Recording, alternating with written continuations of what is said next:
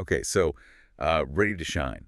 Because today we're diving deep into all things lunar energy. Oh, I like that. You guys sent in a ton of sources on lunar phases, like everything from ancient myths to modern, like, scientific Amazing studies. how much is out there, right? It is. So are you ready to uncover how these rhythms of the moon might actually be, like, impacting your everyday life? Absolutely. What I think is so cool about this is how it brings together cultural beliefs and like personal stories people have and even some hard science. Right. Let's see what we can illuminate I today. am so ready. Okay. Let's start with the basics, because I'm seeing a lot across these sources about the 8 distinct phases of the moon. Yeah. It's like a lunar clock face. It is. It Right. really is. You've got the new moon, which is cloaked in darkness, but like brimming with potential. Then you have that waxing crescent, that sliver of light kind of symbolizing new beginnings. Which I feel like so many people can relate to that. Like when you start a new project and you get that like burst of inspiration. Totally. Yeah. Exactly. It's that energy of like, let's go. Yeah. Then it builds toward that first quarter where half the moon is illuminated. Okay. And this is where things get kind of interesting because it's often seen as a time of challenge, like testing how committed you are to those new moon intentions you set. So the obstacles you face early on aren't necessarily a sign to give up, Mm-hmm. but they're more of just like a natural part of the process, a natural part of the cycle. It's like that bump in the road. Right. Yeah, totally. And if you push through those challenges, you reach the waxing gibbous phase, which is almost fully illuminated. Okay. And it's about refinement, making sure everything is in place before. Almost like the calm before the storm. Yes. Or in this case, like the full moon. The full moon. Exactly. Which is obviously visually stunning. But a lot of these sources also describe it as very emotionally charged, like this burst of energy and creativity. For sure. It's about manifestation, but also letting go of what no longer serves you. It's interesting how this connects to so many full moon rituals across different cultures. Yeah. This idea of cleansing and starting fresh. So we go from new beginnings to this like full illumination. Yeah. And then what happens as the moon begins to wane? Well, then things start to get a bit more introspective. That waning gibbous phase is all about reflecting, expressing gratitude, and really integrating the lessons from that full moon experience. But taking that deep breath after a really big push. Yes, exactly. And then just like that first quarter mirrored the new moon's energy, but with more action, Right. the last quarter kind of echoes the full moon. Okay. It's a time to evaluate, tie up any loose ends, and prepare for that new cycle to begin again. A time for course correction. Yes, precisely. I like that. And finally, we arrive at the waning crescent, that last sliver of light that you see before the new moon. Okay. And this is where we surrender to rest and rejuvenation, getting ready for a fresh start. That makes sense. It's just wild to me how each of these phases has its own like distinct energy and purpose. Yeah. But I'm curious, like, how much of this is tangible versus just like our perception? I'm really curious about the moon's supposed effect on our moods. Oh, the age-old question. Right. While I think science is still catching up, many people say that they experience emotional shifts throughout the entire lunar cycle. Really? Have you ever kept a lunar journal? A lunar journal, I don't know that I have. Yeah, okay. So basically you track your mood and you kind of see what's going on with the lunar phases. Okay. And over time, you might actually start to notice patterns. Like maybe you feel way more energetic during the waxing crescent, or you feel more introspective during the waning gibbous. So you're saying use the moon as like a guide to understand not only your goals, but also your emotional self. Yeah, like think about the new moon for a second. It's like a clean slate. Yeah. Which is exciting, but maybe a little daunting for some people, and that could manifest as like anxiety or anticipation. Yeah, like starting a new chapter. You don't know what's going to be in it, but it's exciting. Exactly. And then as the moon begins to wax towards full cart, that energy can translate into increased motivation for some people, a desire for action. It's almost like the moon's growth is mirroring our own personal growth. So if you're feeling that surge during the waxing crescent or the first quarter, Yeah. that might be the perfect time to like tackle some of your bigger goals. Yeah, exactly. Then we reach the peak, the full moon. It's like emotions are amplified, intuitions are heightened, and for some people, those unexpressed feelings might come out. Which explains the whole full moon outburst thing. Maybe. Sometimes it's not always pretty, but, Right. Maybe it's necessary. It's about acknowledging and processing those emotions. Yeah. And this kind of goes back to those full moon rituals we were talking about, like releasing what no longer serves you and making space for something new. It's like cosmic decluttering. Yes. Both Exactly. like internally and externally. I love that. That's a good one. Yeah. I like that. So then as the moon wanes after that full moon, things get more inward focused. Okay. The waning gibbous phase, it's all about gratitude, reflecting, and processing those intense full moon experiences. Okay. I'm really liking this whole lunar roadmap for self-discovery. It is fascinating. And just like the first quarter mirrored that new moon energy, but with more action, the last quarter kind of echoes that full moon release. But it's more about reviewing those intentions. Yeah, okay. Yeah, and seeing if anything needs adjusting. Instead of like the big emotional release. Right. And finally, the waning crescent is about surrender, deep rest, preparing for that next cycle. Okay. It's like hitting the reset button. All right. You've convinced me. I'm starting my lunar journal tonight. Yes. But tell me, beyond just observing our moods, are there practical ways that we can actually harness this lunar energy to maybe achieve our goals? Now that's where things get really interesting. Okay. A lot of people believe that if you sync your intentions and actions with the lunar cycle, it can be incredibly powerful. Okay. I'm ready. Break it down for me. Okay. Where do we begin? It all starts with that new moon, that blank canvas. Okay. That's when you plant the seeds of intention and really set your sights on what you want to call into your life. So you're saying it's not enough to just like vaguely want things, but you have to like consciously choose what you want to focus your energy on. Yes, exactly. Like Yeah. the new moon is like hitting that reset button. Okay. And it gives your intentions this like potent launch pad. Then as the moon waxes, it's about taking aligned action, like putting in the work while that lunar energy is amplifying your efforts. There's not just like a passive process. Yeah. The moon is there to assist, but you still have to show up. You got to do the work. Exactly. For example, let's say you want to write a novel, Okay. which so many people I feel like have that dream. Right. So during that waxing crescent, instead of just daydreaming about it, you already start outlining, you start doing your research, you maybe even write the first chapter or two. Right. You're really riding that wave of lunar momentum. I like that visual. Yeah. So then how does that first quarter's like challenging energy play into this whole thing? Yeah, that's a good question. So you might hit a wall in your writing process, and you might feel your motivation kind of dip. That's totally natural. The key is to view it as an opportunity for growth and not a reason to give up on the whole thing. So instead of just like ditching the entire novel idea, maybe you seek out a writing mentor, or you go back and you rework some of the chapters that aren't really flowing. Totally.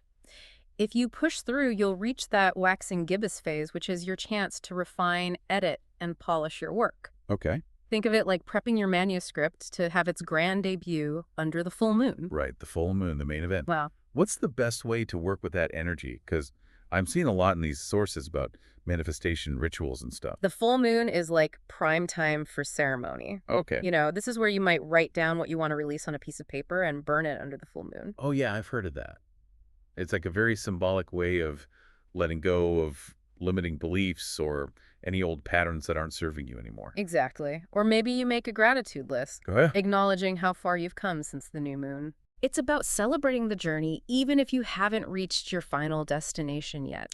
So even if our aspiring novelist hasn't finished their book, they can still celebrate the chapters that they have written and like each character that they've developed. Exactly. The full moon's like that cosmic spotlight, I like that. illuminating your progress, but also anything that might be holding you back. Okay. It's a really potent time for charging crystals, meditating, or any practice that helps you connect with your intuition. That makes sense. Yeah. All this talk about the full moon is making me think about something else that I've always wondered about the moon's supposed influence on sleep. Oh, yeah. Is there actually any truth to that? It might be more than just an old wives' tale. Really? Some studies have shown there's a correlation between the full moon and changes in our sleep patterns. Like some research suggests that it takes us longer to fall asleep, and we experience less deep sleep during the full moon. So it's not just in my head. What's the science behind that? Well, our circadian rhythms are influenced by light. So that blast of lunar luminosity, especially for people who are sensitive to it, could be disrupting our natural sleep-wake cycle. So if someone is prone to those full moon sleep disturbances, what can they do? Blackout curtains. Yeah, definitely. Creating a really dark and calm sleep sanctuary is key. Right. And honestly, even eye masks can be surprisingly effective. Really? And sticking to a regular sleep schedule, especially during a full moon, is super important too. Consistency is key. But what's interesting is even though the full moon gets blamed for restless nights, you mentioned earlier that the new moon with it being cloaked in darkness, could Yeah. actually be a really great time for sleep. That is true. Think about it. The new moon's darkness signals to our body that it's time to rest and recharge, Right. like a cosmic power down mode. I love that. Maybe we should start thinking of the new moon as the ultimate sleep spa day. Yes, Instead of tossing and turning, we should be embracing that invitation for deep rest. exactly. You might even find that your dreams are more vivid during a new moon. Oh. Yeah. Some people even say they experience more lucid dreaming. Speaking of dreams, I'm so fascinated by how the moon might impact our subconscious world in other ways. It's interesting, right? Just as the moon affects the tides and our sleep, many people believe that it also influences our inner world, Right. perhaps leading to more intense or memorable dreams during certain phases. Like the full moon. Yeah, for example. Because I've definitely had those nights where I wake up from a full moon dream and I'm like, whoa, I feel like I just stepped out of a movie. Yes. It's a common experience. You know, that heightened emotional and intuitive energy we talked about, Right. it might be spilling over into our dream space, making them more potent. So it's almost like the veil is thinner between the conscious and subconscious mind. Yeah. Like those messages can slip through more easily. Exactly. Some believe it's a really good time for dream work. Okay. So keep a journal by your bed to jot down any potent symbols or messages. Adding dream journal to my shopping list right after this. But this deep dive is about more than just us, right? What about the moon's impact on the natural world? Because I'm particularly curious about lunar gardening. Okay. I've heard about this. It's more than just a whimsical gardening trend. Yes. You know, farmers have planted by the moon for centuries. Really? There's this belief that different phases of the moon can influence a plant's growth, germination, even the water content in the soil. Okay, I'm all for like connecting with nature's rhythms and everything, but how does it actually work? So the basic principle is that the waxing moon, when the light is increasing, favors planting things that grow above ground. Okay. So fruits, flowers, leafy greens. More light, more growth. I get it. Yeah. So what about root vegetables like potatoes and carrots? Yeah, those are generally planted during the waning moon. Okay. As the light recedes, it's believed that the energy is drawn downwards, which promotes root development. So you're basically syncing your gardening with the phases of the moon, Yeah. like a dance almost. It is like a dance. You plant your seeds, you Yeah. nurture their growth with the waxing moon, and then you harvest as the moon wanes. You got it. And it's not just about planting either. Really? Some gardeners time their pruning and fertilizing around specific lunar phases too. Wow. Like pruning during a waning moon might actually minimize sap loss. It's like this whole secret language between the moon and the garden. It really is. Mhm. And it's not just the plant kingdom that dances to this lunar rhythm, you Yeah. know?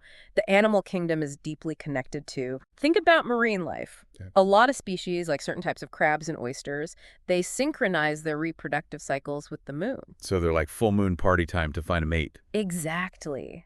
The increased light and the gravitational pull of the full moon can trigger these mass spawning events, like Boy. a giant lunar celebration in the ocean. Nature is so cool. Yeah. I'm also remembering those incredible images of sea turtles nesting under the moonlight. Yes. What's the connection there?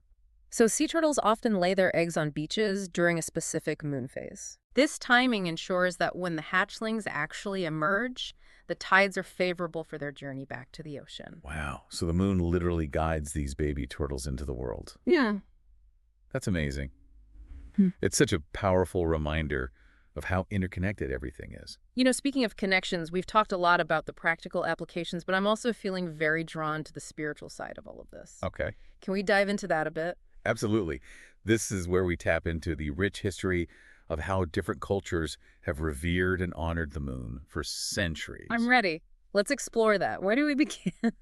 Okay, so diving into this whole spiritual side of the moon, Yeah. it feels like we're stepping into like a whole other dimension of this deep dive. It does, doesn't it? We've explored the science and the personal experiences, Right. but you know what I'm seeing across all these sources? Yeah. There's this really profound thread of ancient cultures recognizing the moon's power Right. and weaving that into their spiritual practices. Like those full moon rituals we talked about. It feels like ancient wisdom aligning with modern practices. Yeah, it's like this timeless wisdom. The full moon across so many traditions represents this really potent time for energy work.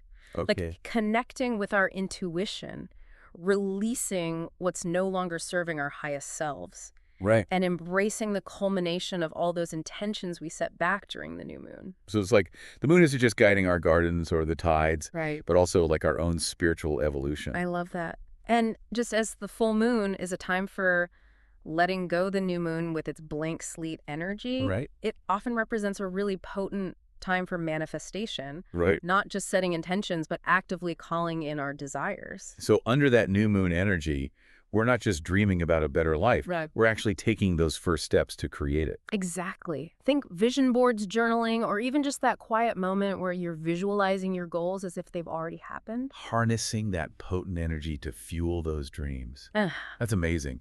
With all this talk about aligning ourselves with lunar energy, I'm yeah. wondering, is there a way to personalize this even further Yeah. based on our own, unique energetic blueprint? You're speaking my language. This is where astrology comes in. Oh, Specifically your moon sign. right, which That's we it. briefly touched on earlier. Yes. But for those who maybe haven't mapped their birth charts yet, can you give us a little recap? Of course. So your moon sign is determined by the moon's position at the exact time you were born. Okay. And while your sun sign reflects your core identity, your moon sign is more about your inner world. Okay. So your emotions, your subconscious patterns, even those gut instincts you have. It adds that depth and complexity. It's like revealing the nuances beneath the surface. Exactly. And understanding your moon sign can be so helpful for self-awareness, for navigating relationships. It's really about recognizing those deeper needs and patterns within ourselves and others. Okay, so let's say someone knows their moon sign now. How can they actually use that to deepen their connection with lunar energy?